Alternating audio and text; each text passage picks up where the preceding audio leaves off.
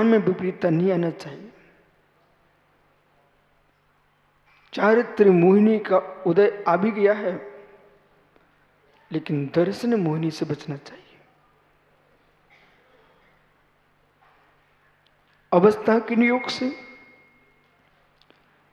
कर्म के विपाक से व्यक्ति संयम में प्रवेश नहीं कर पा रहा है, तो कम से कम संयमियों के प्रति श्रद्धा में कमी नहीं आना चाहिए।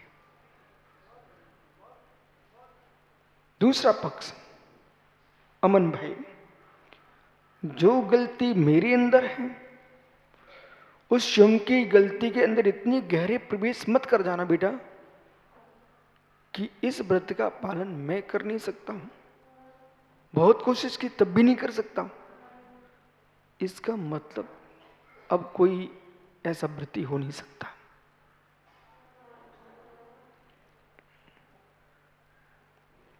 बहुत गंभीर शब्द है। इस शब्द ने लोगों को धर्मात्मा से दूर कर दिया। बोले कैसा? कि कोई व्यक्ति चाहता मैं ब्रह्मचारी बनूं, उदाहरण, उस व्यक्ति से एक दिन भी ब्रह्मचर्य का पालन नहीं होता।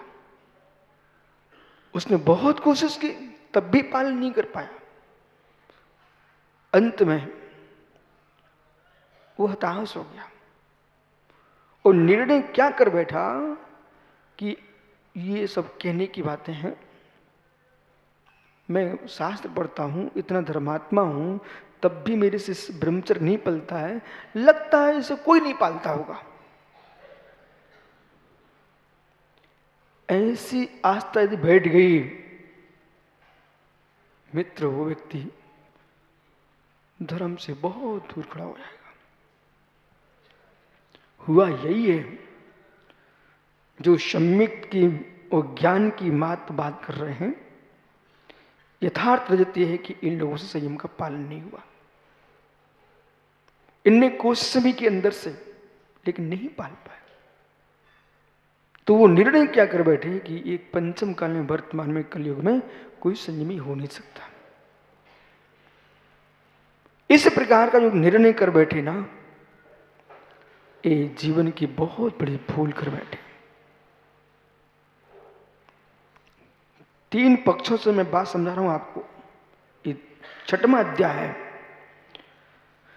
एक पक्ष आत्महत्या नहीं करना, दूसरा पक्ष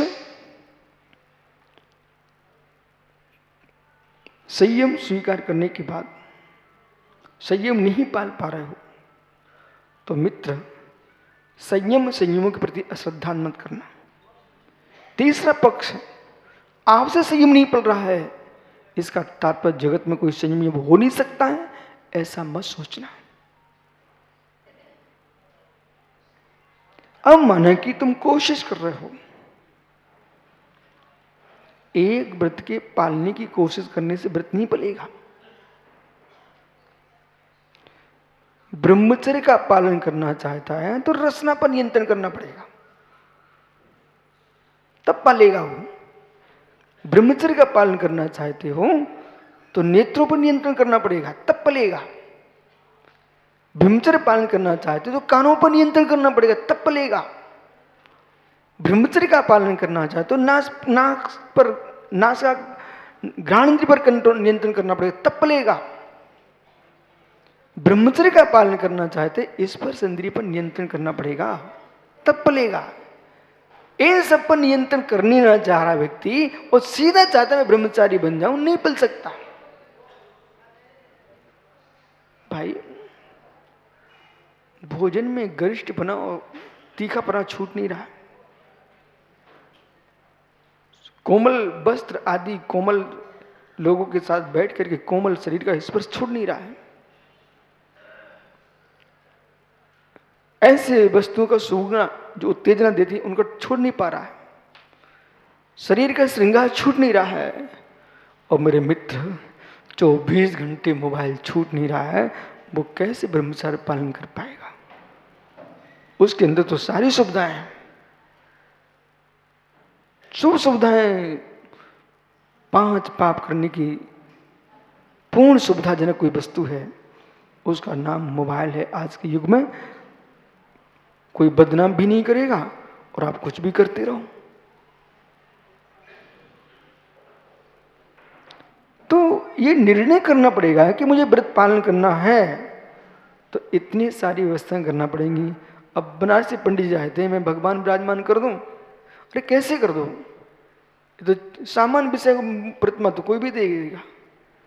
मित्र, आपको मंदिर के लिए भूमि चाहिए, मंदिर की वेदी बनाने के लिए द्रव्य चाहिए, आपको छत के लिए कुछ चाहिए। इतने से काम थोड़े चलता कि मैंने भगवान विराजमान कर दिए, बहुत कुछ चाहिए पड़ेगा ना। जैसे एक जिनालय की स्थापना के लिए मित्र, श्रावक के लिए, गृहस्थ के लिए बहुत कुछ चाहिए पड़ता है। इसी प्रकार से जिसकी प्रतिमा विराजमान कर रहे हो, वो परमात्मा बनने के लिए, संयम पालन करने के लिए बहुत सामग्री चाहिए। साधन के बिना साध्य कैसे सिद्ध कर पाएंगे आप? तो बेटे रजत ये स्थिति है। अब प्रश्न है ना, जिन ग्रंथों में इस प्रकार से शांति समझा गया है, उन ग्रंथों के लिए आपसे कह दिया जाता है तो आश्रम की व्याख्या करते हैं, आश्रम की व्याख्या करते हैं। तो उनका अध्ययन ही नहीं करोगे तो मालूम कैसे चलेगा? एक तत्व सूत्र अपने आप में इकलौता ऐसा ग्रंथ है जिसमें संपूर्ण विषयों पर स्पर्श किया गया है।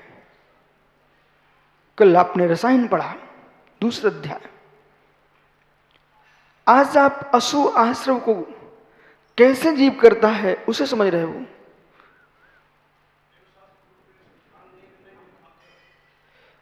मित्र,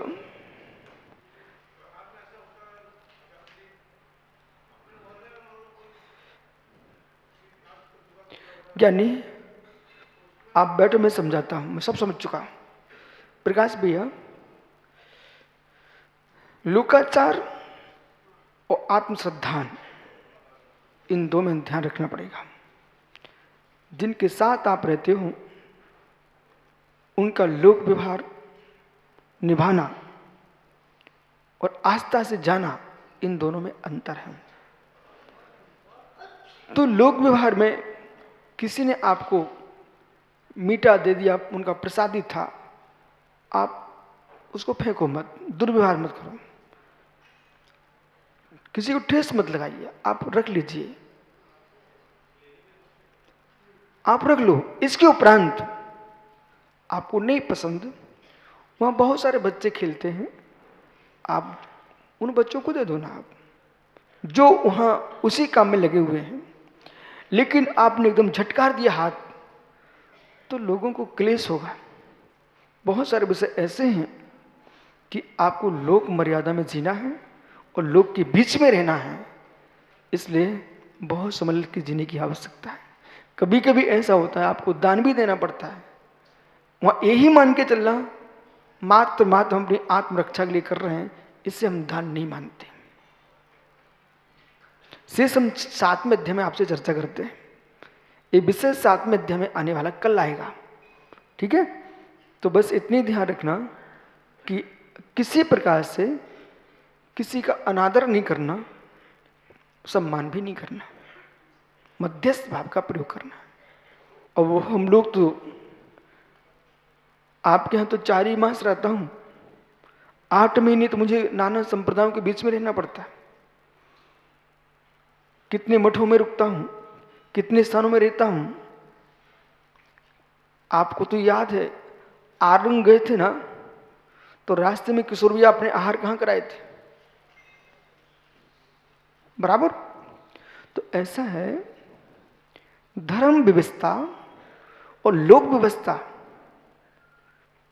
जिस लोक रूढ़ी से हमारी सम्यक की हानि नहीं हो, उस लोक रूढ़ी को मानना पाप नहीं है।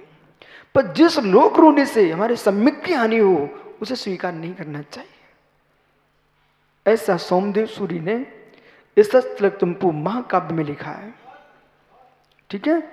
तो अपने बहुत संभल के जीना है।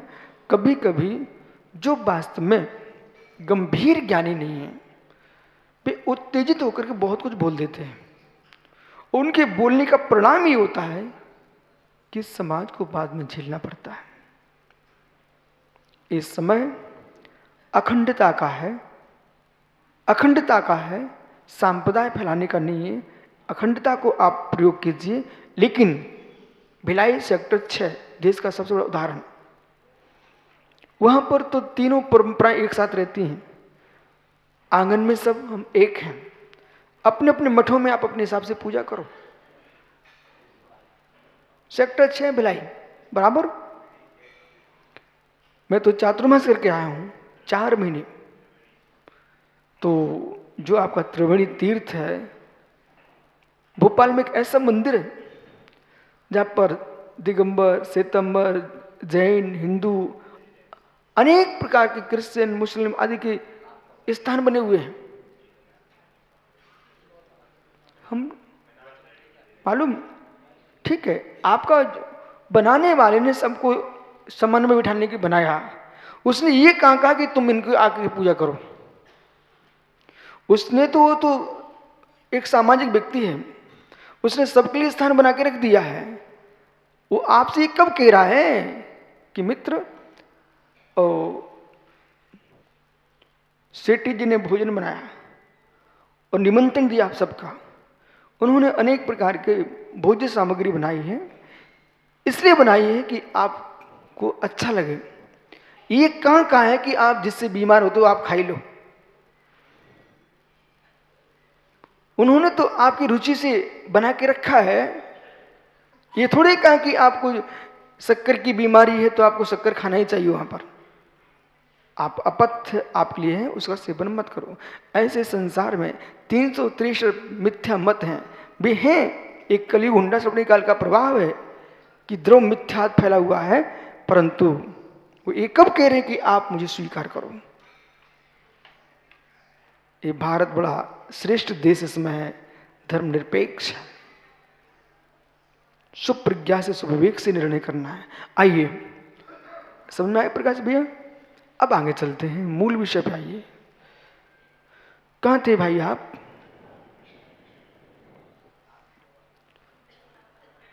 जो लोग योग नहीं संभाल पा रहे हैं, उपयोग नहीं संभाल पा रहे हैं और संयम नहीं पाल पा रहे हैं, उन्हें सबसे पहले अपना सम्यक सुरक्षित कर लेना चाहिए। कहीं मेरे चारित्र की कमी से श्रद्धा में कमी न आ जाए, चारित्र की कमी से श्रद्धा में कमी न आ जाए, और चारित्रवानों की सेवा करते रहना, जिससे चारित्र मुनि कर्म का उपशमन हो। एक एक सूत्र यहां पर आ रहा है, इसलिए तत्व सूत्र का वाचन हर एक साधक के श्रावक के लिए वर्ष में एक बार करते रहना चाहिए, जिससे कि स्वयं में समझ जाए, स्वयं में समझ जाए। मैं इस पक्ष में बिल्कुल नहीं है कि तुमसे संयम नहीं पल रहा है तो आत्महत्या कर लो, बिल्कुल नहीं।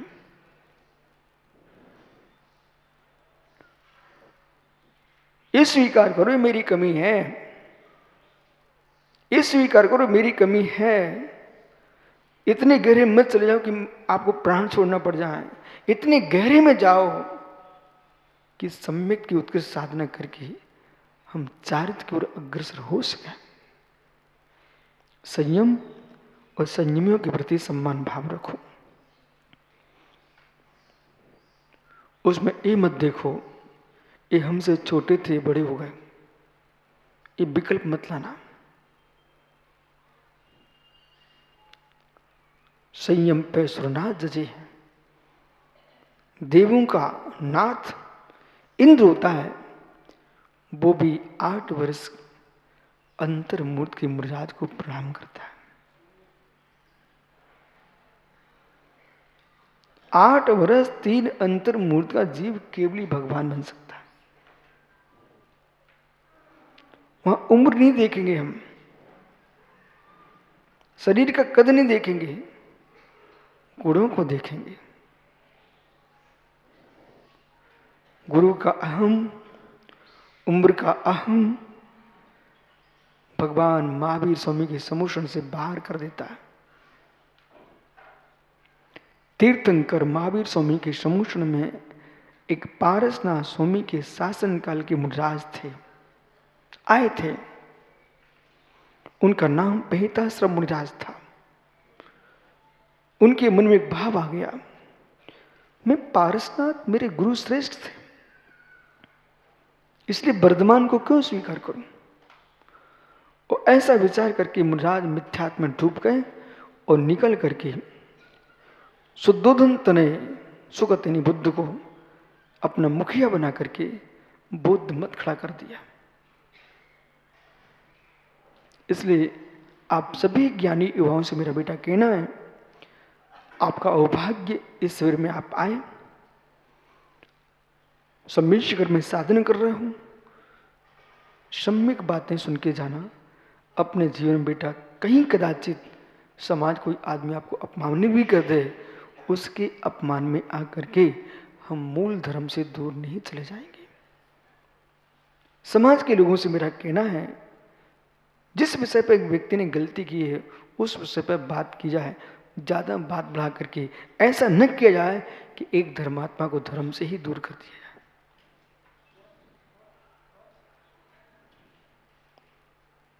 इतनी अहम में नहीं आना चाहिए, इतने अहम में नहीं आना चाहिए कि नहीं इसको बहिष्कार करो। नहीं, वैसे तो लोग कहां जा रहे हैं, एक बहिष्कार परंपरा समाप्त करो। मित्र मिश्री खिलाने से काम चल सकता है, तो पत्थर मारने की आवश्यकता क्या है।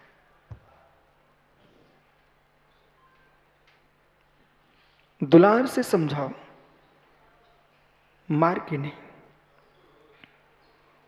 समय बदल चुका है। गोपाल दास जी के समय में मार साहब बहुत डंडे मारते थे, सत्य है। आज मार के देखेंगे तो मार साहब जेल में पहुंच जाते। देखो समय कितना बदल चुका है। पहले पालक कभी नहीं कहता था शिक्षक से कि आपने मेरे बेटे को क्यों मारा। अभी तो ये कहते मेरा बेटा ठीक सुधरेगा, ज्ञानी तो बनेगा। आज तो जरा सा ही डंडा मार दिया ना तो बाप स्वयं पहुंच जाते हैं बच्चे के लिए। इसलिए पढ़ाई का अधिकार भी कैसा हो चुका आप पता है आपको। लेकिन पहले ऐसा नहीं होता था।